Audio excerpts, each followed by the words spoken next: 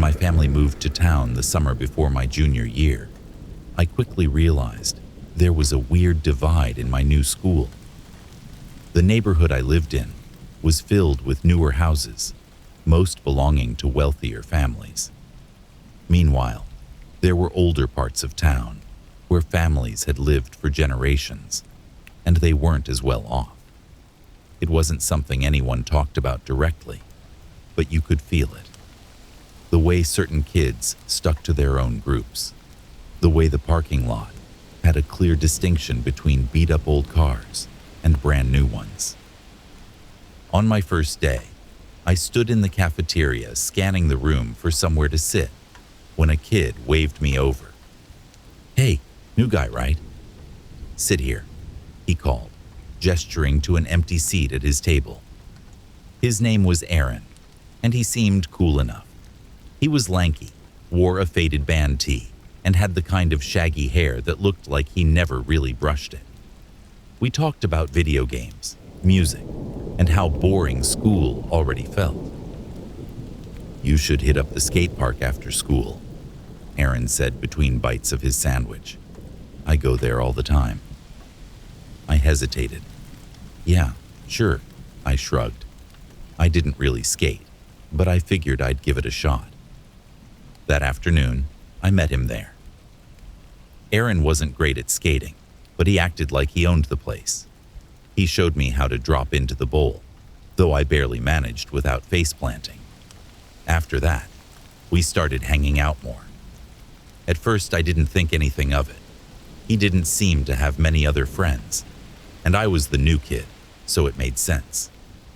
But over the next few weeks, things started to feel off. Aaron texted me constantly. If I didn't answer fast enough, he'd send more messages asking if I was mad at him or if I was ignoring him. If I didn't respond right away, I'd get another. "Dude, you good? You mad or something?" And then, one day, he started bringing up things about my family, things I had never told him. "So your Aunt Linda lives in Arizona, right?" he asked one afternoon while we were hanging out after school. I paused, confused. Yeah. How do you know that?" "Oh, you mentioned it once." He grinned. I knew I hadn't. A few days later, he brought up my younger sister. "So, Emma's into dance, right?" That stopped me in my tracks. "How do you know that?" "You said it before," he insisted. "I just remember stuff." But I never told him. I knew I didn't. By the time my birthday rolled around a few months later, I had started hanging out with different people, mostly kids from my neighborhood. It wasn't a conscious decision. I just naturally gravitated toward them. Aaron clearly didn't like that. I still tried to be nice, but he became clingier. One day, he saw me sitting at lunch with a different group and stormed past, without saying anything. The next morning, I found a note shoved into my locker. "You're just like everyone else." When I planned a small birthday party at my house, I deliberately didn't invite him. I knew he'd take it badly, but I didn't owe him an invitation. That evening, while my friends and I were hanging out, Aaron wouldn't stop texting me. "Hey, what are you up to? I know you're having people over. Why didn't you invite me?" After the 6th or 7th text, I finally blocked his number and tried to enjoy the rest of the night. My friends left around 10 p.m., and shortly after, I went to bed. I felt relieved. Maybe he'd take the hint. But as I lay there, drifting off, I heard a faint noise from across my room. I paused, listening closely. It sounded like something shifting in my closet. My heart started pounding. Maybe it was just my imagination, but I couldn't shake the feeling that something was off. The air felt heavy, thick with something I couldn't name. I grabbed my phone and crept down the hall to my dad's room. "Dad," I whispered, shaking him awake. "I think someone's in my room." He sat up immediately. "What do you mean?" "I heard something. I said, my voice barely above a breath. From my closet. His face darkened. Without a word, he grabbed the baseball bat from the corner of his room and motioned for me to follow. My legs felt weak as I trailed behind him. We stepped into my room, and for a moment, it was silent. My dad approached the closet slowly, his grip tightening on the bat. Then, in one swift motion, he yanked the door open. Aaron burst out. He shoved my dad back, sending him stumbling. Before I could react, Aaron tripped over my shoes and went sprawling onto the floor. His face was red, furious. "You think you can just cut me out of your life?" he screamed. "I was your first friend here. I was there when nobody else cared. I know everything about you, and you just drop me like I'm nothing?" I stood frozen, my back pressed against the wall. My dad recovered quickly, pinning Aaron to the ground as he thrashed and screamed. "Call the cops!" my dad barked, and I scrambled for my phone. As I dialed 911, Aaron kept yelling. "You're selfish," he spat. "I just wanted to be your friend." The operator asked me what was happening, and I struggled to explain, my voice shaking. Minutes later, flashing blue and red lights lit up our driveway. 2 officers stormed inside, pulling Aaron off the floor and slapping cuffs on him. He was still shouting as they led him away. The next few days were a blur. My parents got a restraining order against him, and I never saw him again. He transferred out of school soon after. But what still haunts me is the thought of how long he had been in my closet that night. Had he been watching me during my party? Had he planned something worse? I don't know, and I never want to find out.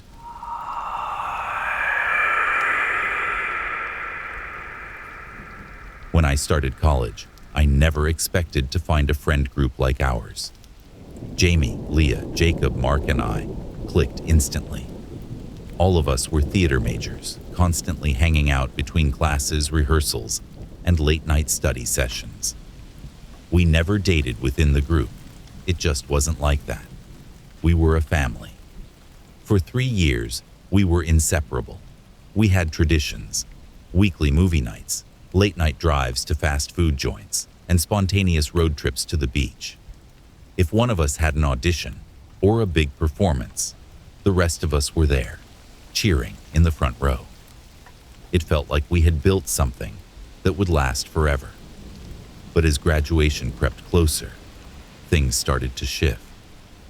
One night after rehearsal, Jacob asked if we could talk privately. His voice was tense, his hands fidgeting. I thought maybe he was nervous about an audition, or maybe he just wanted to vent about finals. "I just have to say this," he started, avoiding my gaze. "I've been in love with you for the past 3 years. I know the timing sucks, but I couldn't graduate without telling you."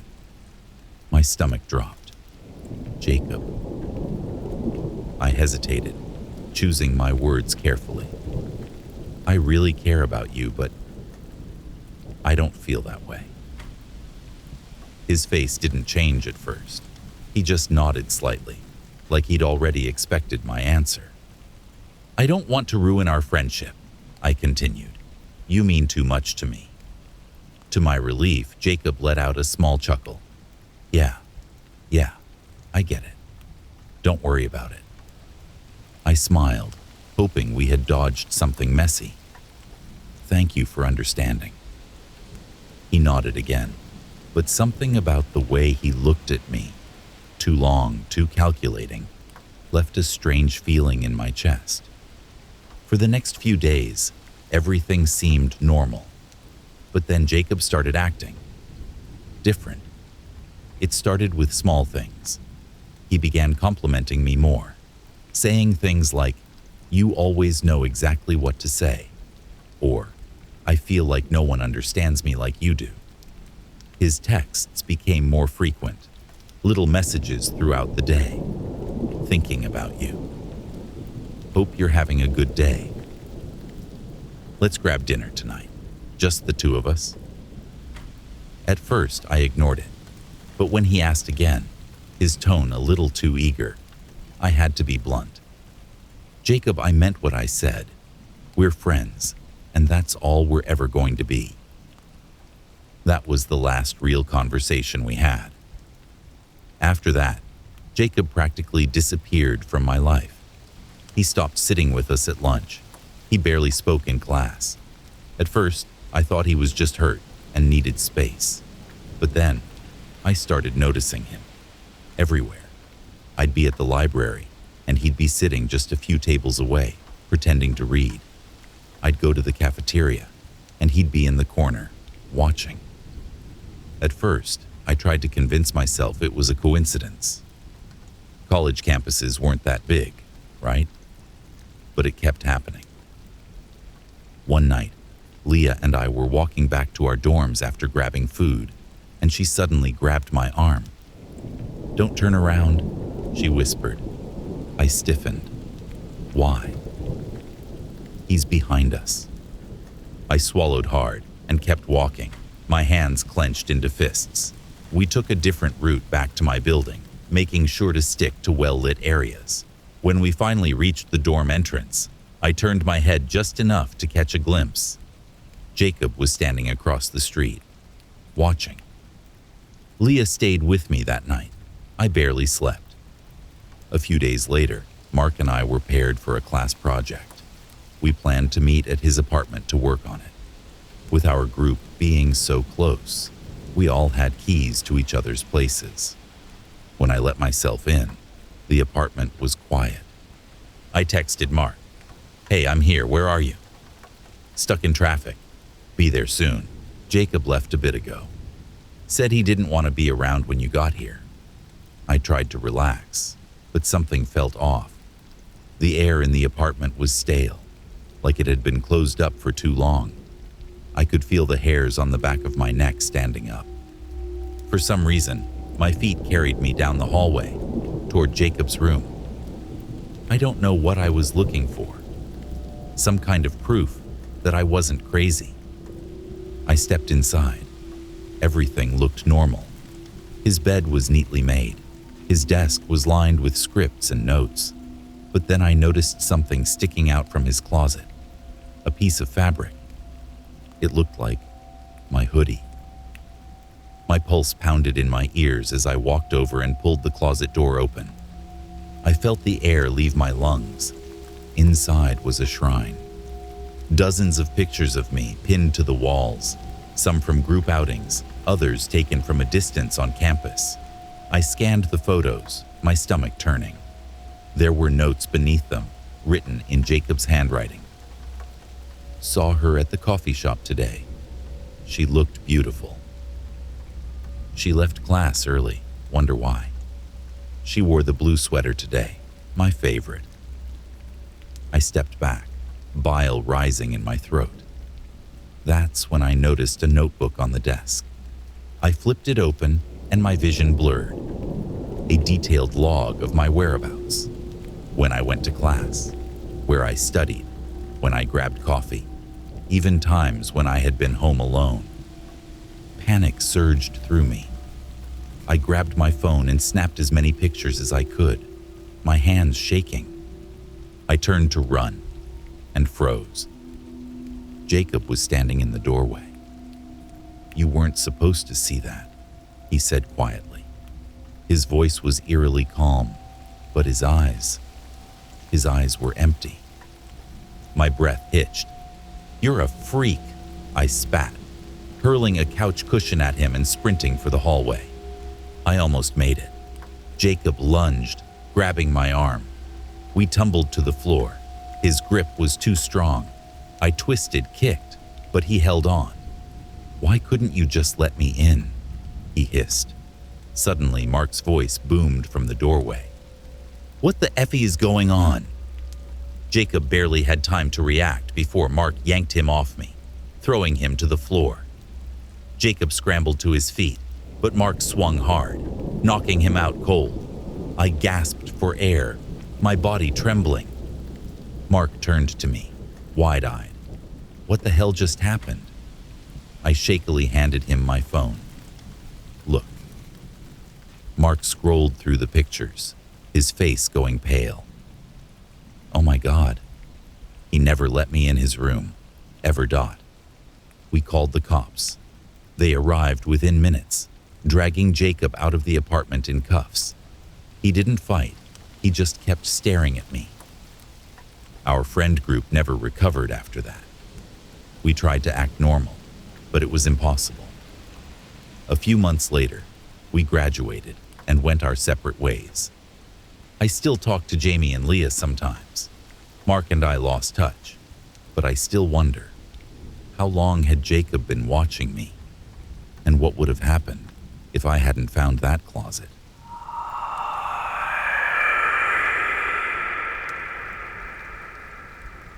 I was in my final semester of college, juggling classes, my social life, and 2 part-time jobs to make ends meet. One of those jobs was at a small coffee shop just off campus.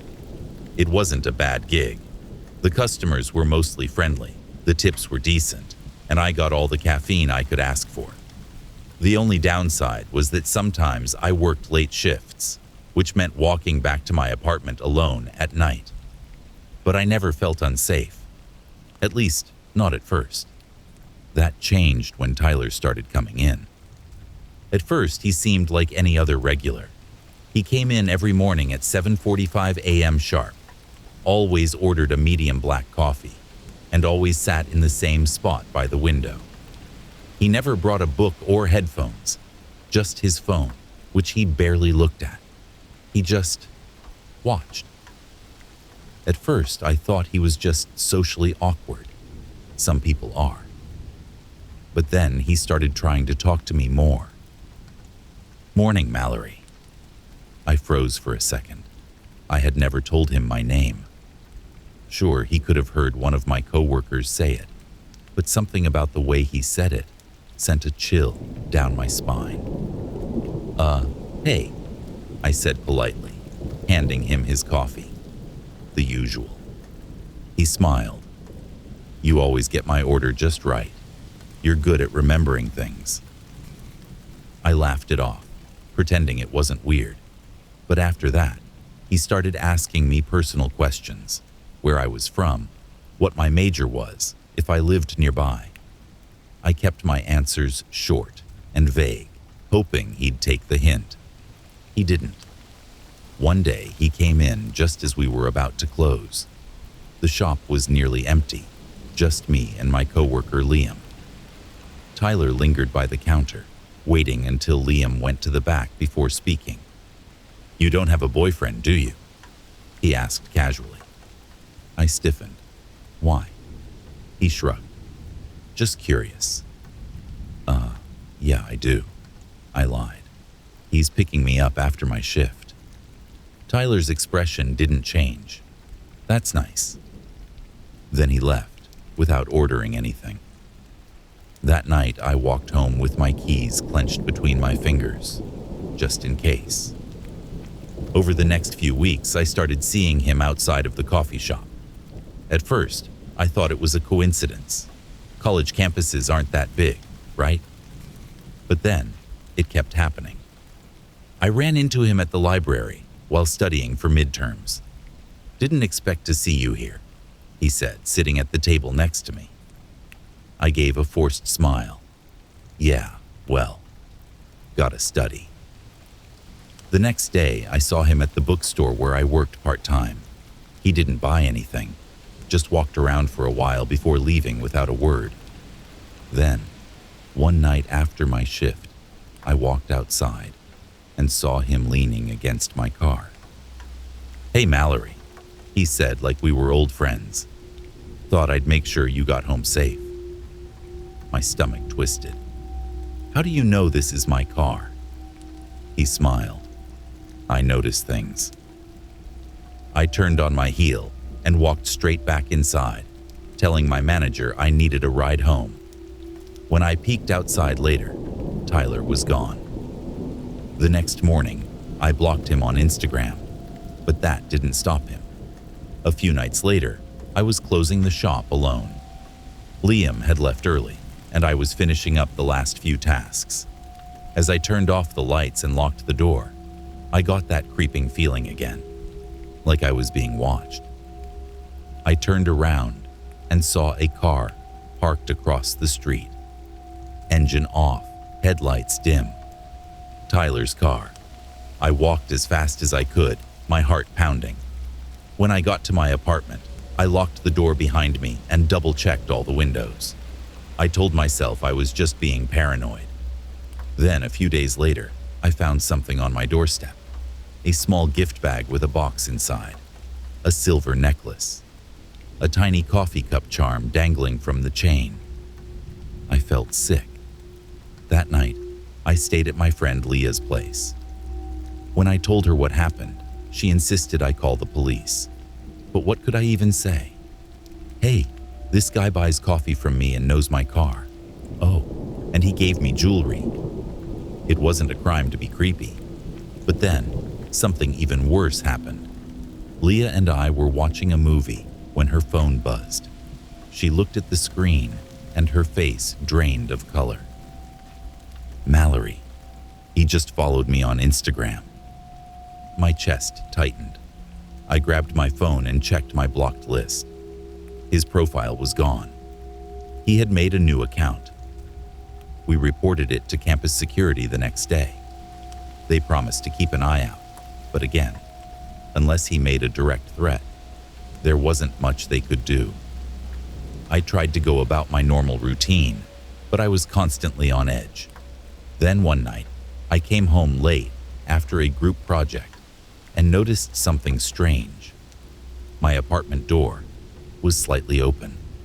I froze. I knew I had locked it before I left.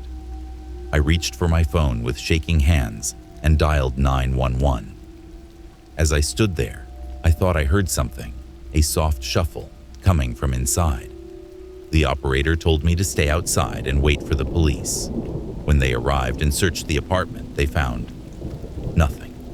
No sign of forced entry, nothing stolen, but I knew someone had been inside. A few nights later, Leah's brother was staying over when he spotted someone across the street from our building. A figure standing under a street lamp, looking up at my window. When he shouted, the figure ran. That was enough for the police to take things seriously. They checked security footage and confirmed that Tyler had been outside my building multiple times. They arrested him later that week. When they searched his apartment, they found a notebook filled with notes about me, my schedule, my favorite places, even times I had posted that I was home alone. I got a restraining order, but I never truly felt safe on that campus again. I changed apartments, switched jobs, even dyed my hair, just to feel like he wouldn't recognize me. To this day, I double-check my locks, glance over my shoulder in parking lots, and never ever leave my curtains open at night. Because you never know who's watching.